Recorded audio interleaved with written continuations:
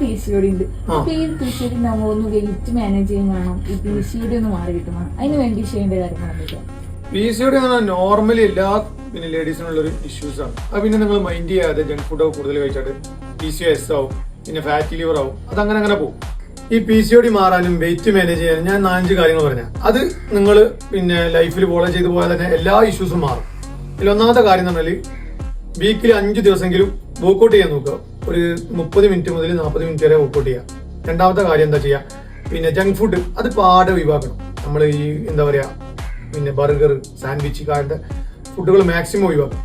മൂന്നാമത് നിങ്ങൾ ചെയ്യേണ്ടത് പിന്നെ കാർബ്സ് ഓവറുള്ള ഫുഡുകൾ കുറച്ചിട്ട് പ്രോട്ടീനുള്ള ഫുഡുകൾ കൂടുതൽ കഴിക്കാൻ നോക്കുക.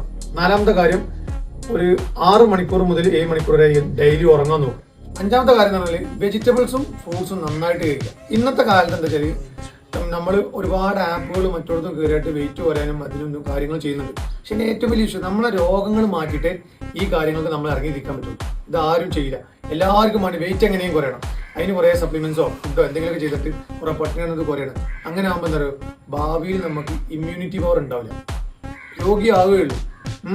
ആദ്യം PCOD ഇങ്ങനത്തെ കാര്യങ്ങളുള്ള ആൾക്കാർ എന്താക്കണം, ഇങ്ങനത്തെ പ്രശ്നങ്ങൾ ആദ്യം ഡോക്ടർക്ക് പോയിട്ട് ഈ ഡയറ്റും കാര്യങ്ങളും കൺട്രോൾ ചെയ്ത് ബോഡി പിന്നെ വെയിറ്റ് മെയിൻറ്റെയിൻ ചെയ്യും. കോമൺ ആയിട്ട് ലേഡീസ് ചെയ്യുന്ന ഒരുപാട് മണ്ടത്തരങ്ങളുണ്ട്. അതിപ്പോൾ എന്താ വെച്ചാൽ നിങ്ങൾ ആപ്പിൽ കയറിയിട്ട് വെയിറ്റ് കുറക്കാൻ നോക്കുക, അതേമാതിരി നടക്കാൻ മാത്രം പോവുക, എന്നിട്ട് കുറേ ബിരിയാണി കഴിക്കുക. അങ്ങനെയാണെങ്കിൽ വിഷം കുടിച്ചിട്ട് ജിമ്മിൽ പോയാലും മതി. ജിമ്മിൽ പോയതുകൊണ്ട് മാത്രം എന്താവില്ല നമ്മൾ വെയിറ്റ് കുറയില്ല. നമ്മളെ ഇഷ്യൂസുകൾ അതെന്താണെന്നുള്ള ആദ്യം മനസ്സിലാക്കുക.